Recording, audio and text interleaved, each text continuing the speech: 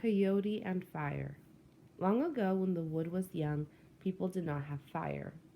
They ate their meat and salmon raw. When cold winds blew or snow covered the ground, they could not warm their houses. Only the Skookums had fire. These three evil sisters lived high on a mountain and would not share with anyone. One icy cold winter, the people met Coyote on the road. Please, Coyote, they begged, capture fire from the Skookums, or we will freeze. I will do what I can, he said. That night, Coyote climbed the snow covered mountain where the Skookums lived. When he reached the top, he spotted fire in the distance. Moving closer, he saw one of the Skookums sitting in front of a house, warming herself by fire. For a long time, Coyote watched until the Skookum went to the door and called, Sister, sister, get up. It's your turn to guard fire. The second sister appeared and took her place. After a while, she called the third sister. Coyote could hear the sleepy one yawning and groaning loudly inside. She is taking so long to come out. Maybe I could seize fire now, Coyote whispered to himself, but the Skookums are swift. They would surely catch me before I got very far. I must think of a good plan.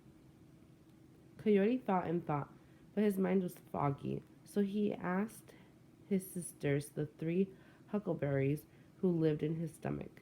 They were wise. They would surely know what to do, and they did. Carefully, Coyote listened to their plan. Then he went back down the mountain and called together all the animals to tell them what they must do. The next evening, Coyote trudged up the mountainside again. Patiently, he watched while the first two Skookums left their took their turns in front of the fire. When the last sisters were called again, only yawns and groans drifted outside. Quick as an arrow, Coyote raced into the open, seized a burning stick, and ran across a snowy field. "Aye, a thief!" Two Skookums began chasing Coyote and throwing ice and snow at him. Coyote's legs moved faster and faster. His feet barely touched the ground. Still, the Skookums came closer. He could feel their fiery breath on his fur. One of the Skookums grabbed the tip of his tail. Her hot hand burned it black. Even today, all coyotes have black tips on their tails. At last, Coyote reached a thicket of shrubs and fell to the ground exhausted. Just at that moment, Cougar jumped out, seized the burning stick, and disappeared down the mountainside. For a minute, the Skookums were confused, but soon they were racing after Cougar. When Cougar reached a grove of trees, Fox was wailing. She took the burning stick and ran until she came to a tall tree. There, Squirrel grabbed the naming torch, raced up the trunk, and jumped from branch to branch. She leaped along even as the flickering name burned a black spot on the back of her neck and her tail curled forward. Even today, squirrels have black spots on their necks and their tails curl forward. At the forest edge, the Skookums almost caught up with Squirrel.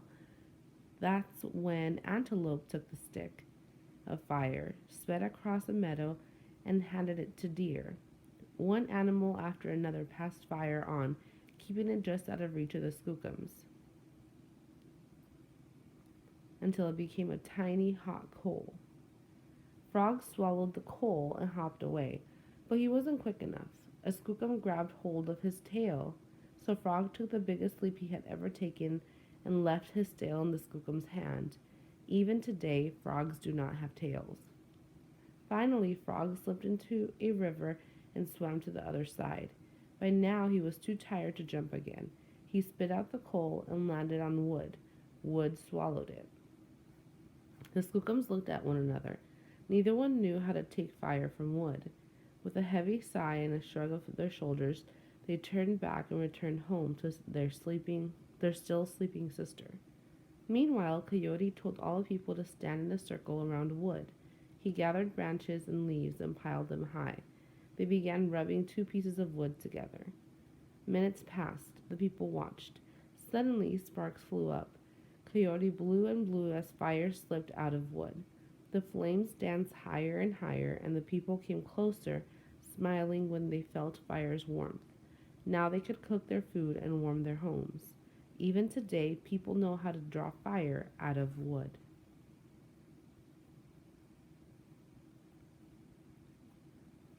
Number 1. What does Coyote want to steal from the three sisters? A. Skookums. B. Fire. C. Coal. D. Wood. Number 2. What do the two what do the first two paragraphs show the reader about the coyote in the passage? Choose two answers. A. The people think Coyote is clever enough to outsmart the Skookums. B. The people think Coyote is brave enough to face the Skookums. C. The people think Coyote wants to save fire. D. The people trust Coyote to face the Skookums and capture fire.